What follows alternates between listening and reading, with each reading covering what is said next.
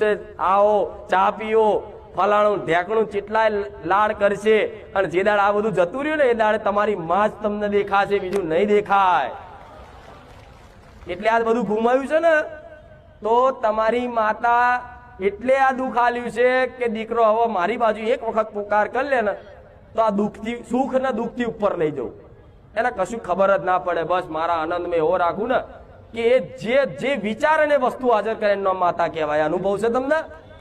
જેવું તમે વિચારો મનથી કે આ વસ્તુ ખાલી વિચારો કે મારા આ વસ્તુ લાવી છે, 2 દાડા ના થાય, 1 દાડો ના થાય, 1 કલાક ના થાય, વસ્તુ હાજર થાય એનો માતા કહેવાય. એ રીતે તમારે ભક્તિ કરો છો ને તો દેવ જોડે રોજ માંગવાની જરૂર નહીં. એને તમારી બધી જ ચિંતા છે, એને બધી જ ખબર. તમે હોશિયાર છો એના કરતા, માતા કરતા હોશિયાર છો. તેને કહેવું પડે તમારે બધું, એને બોલવું પડે.